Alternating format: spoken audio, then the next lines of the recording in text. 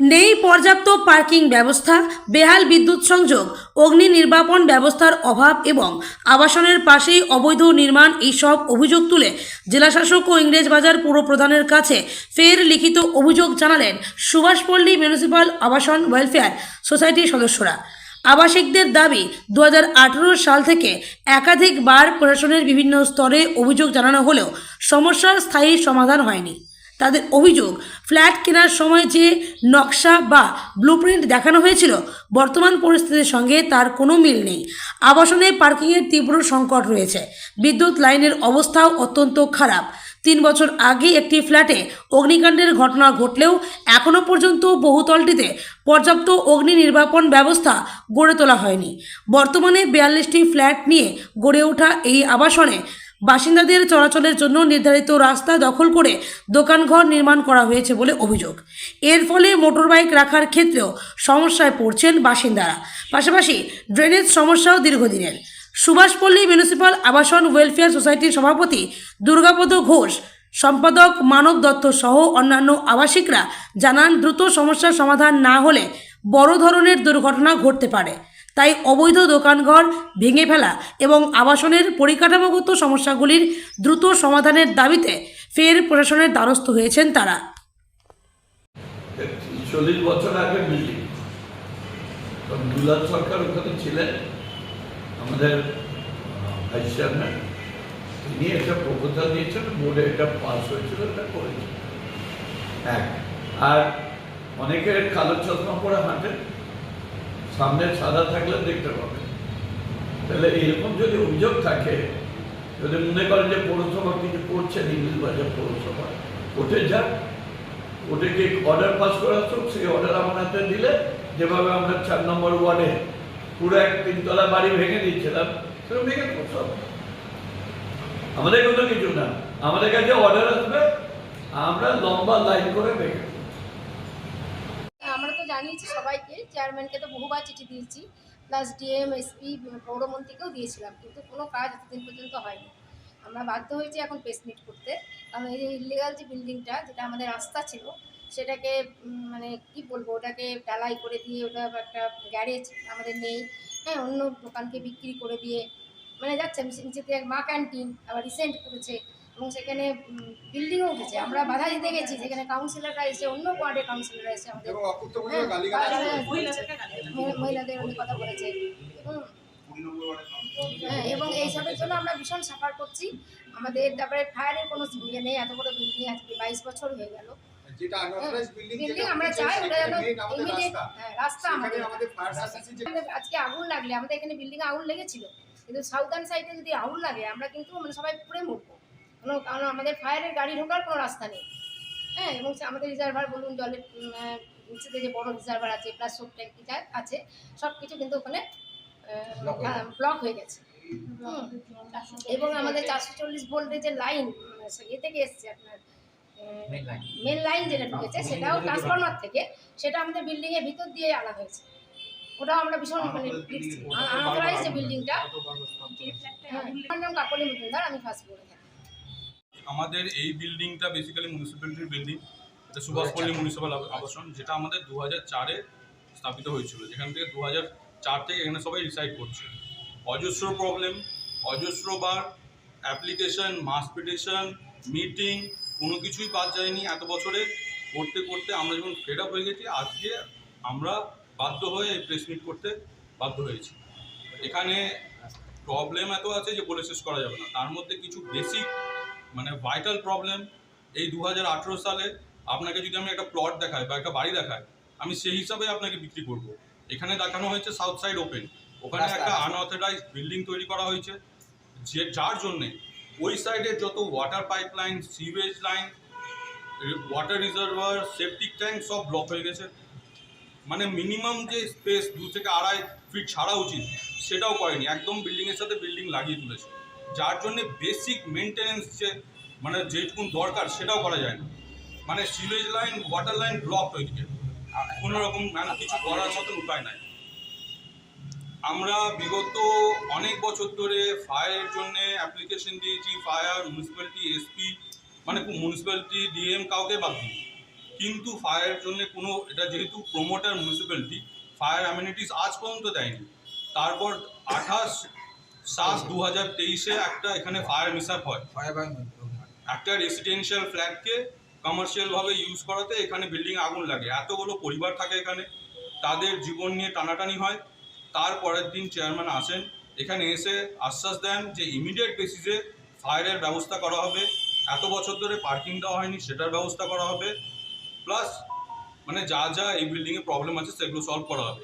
আজ বিগত 3 বছর হয়ে গেছে, নট ইভেন আ সিঙ্গেল মানে স্টেপ না হয়েছে, neither the fire not the parking, না এই ইলিগাল বিল্ডিং, আনঅথরাইজড বিল্ডিং। মানে উনি হয়তো আরেকবার ওয়েট করছে আগুন লাগার জন্য, মানে ওনার জন্য হয়তো এই এতগুলো লাইফ ম্যাটার করে না।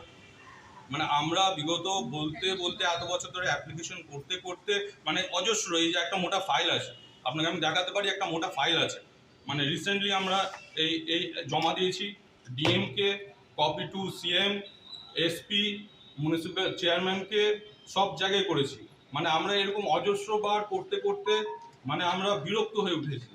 মানে তারপরেও মানে বলে যে নাকি গভর্নিং বডি মানে মিউনিসিপ্যালিটি, উনি একটা ফায়ার মিসআপ 3 বছর হয়ে গেল হয়েছে, তারপরেও ইমিডিয়েট বলেছিল করে দেবেন, এখন পর্যন্ত কোনো স্টেপ নেয়নি।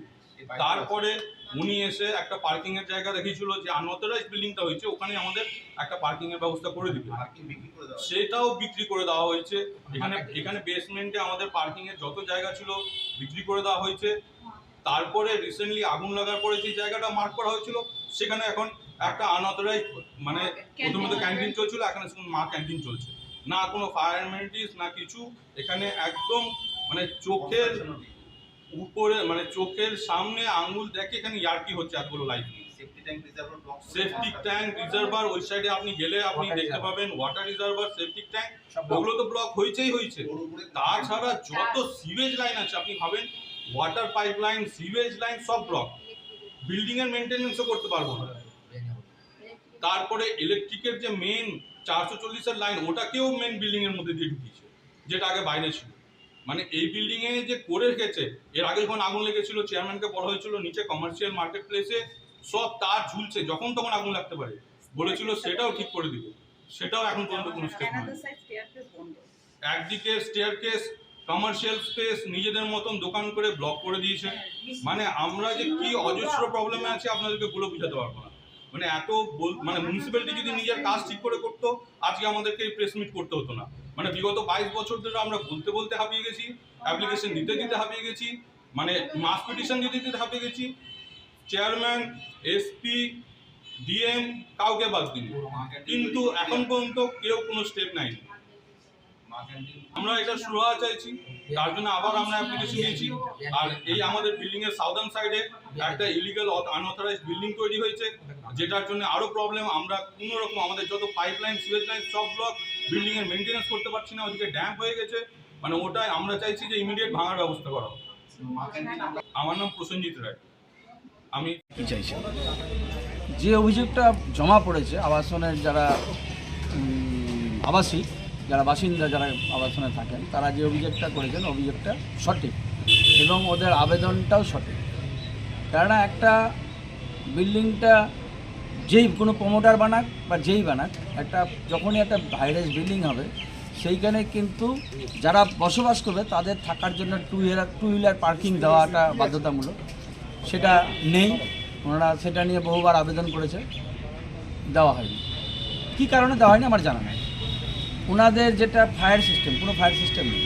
যদিও ওইখানে বছর 2-2.5 আগে একবার আগুন লেগেছিল, সেই সময় আমরা পৌরসভা থেকে কাউন্সিলরও এসেছিলাম, চেয়ারম্যানও এসেছিলাম, মানে সবাই মিলে যৌথভাবে এবং ফায়ারের গাড়ি এসে সবার যৌথ উদ্যোগে আগুনটা নেভানো সম্ভব হয়েছিল। কিন্তু আগুনটা যদি যেদিকে লেগেছিল সেদিকে একটা রাস্তা আছে, রাস্তা ছিল বলেই ফায়ারের পক্ষে আগুনটা নেভানো সম্ভব হয়েছিল। কিন্তু যদি আগুনটা উল্টো দিক, যেই দিকটা নিয়ে ওনারা কমপ্লেন করছেন, সেই দিকটা আগুন লাগলে কিন্তু সেই মুহূর্তে কিন্তু ওইখানে হয়তো মারা যেতেন 4-5 জন। কেন ওই দিকটাতে কয়েকজন হ্যান্ডিক্যাপ থাকে, কয়েকজন বয়স্ক একদম মানে চলাফেরা করতে পারে না এরকম বয়স্ক থাকে, তারা কিন্তু সেদিন আর ঘর থেকে বেরাতে পারত না।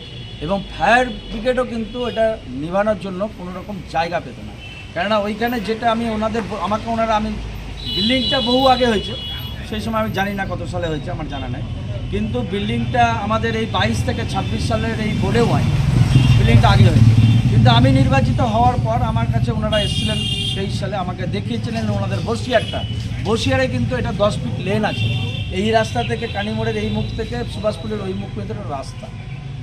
একটা হাই রাইজ বিল্ডিং হলে তার 4 সাইডে কিন্তু অন্তত 5-6 ফিট না হলেও 3-4 ফিট ছাড়া দরকার, যাতে যে কোনো সমস্যার মোকাবিলা করার জন্য যাতায়াত যাতে করা যায় সেইভাবে ছাড়া যায়। কিন্তু এই বিল্ডিংটা হঠাৎ করে একদম বিল্ডিংয়ের পাশ ঘেঁষে, যেটা বসিয়ারের রাস্তা ছিল, রাস্তাতেই একটা বিল্ডিং করে দেওয়া হয়েছে।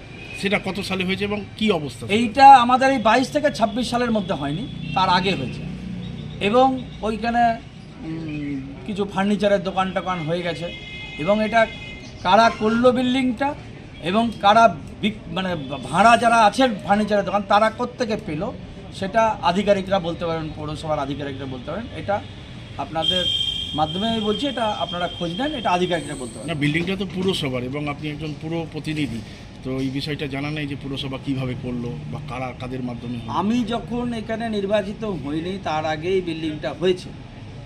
আমি মানুষের মুখে শুনেছি এটা পৌরসভার টাকাতে টেন্ডার করেই নাকি বিল্ডিংটা হয়েছে, মানে বিল্ডিংটা না, আবাসিকটা তো যেটা আবাসন যেটা হয়েছে পাশে যেটা আনাথরাইজ যেটা বিল্ডিং, সেইটা পৌরসভার টেন্ডার করেই আমি মানুষের মুখে শুনেছি, এলাকায় যারা থাকে তাদের মুখে শুনেছি। ওটা আবাসিক এর পাশে যে বিল্ডিংটা গা ঘেঁষে একদম একদিকে স্বাস্থ্যকেন্দ্র একদিকে আবাসন, তার মাঝখানে একদম সেটে যে বিল্ডিংটা হয়েছে, সেই বিল্ডিংটা পৌরসভার থেকেই হয়েছে টেন্ডার করে।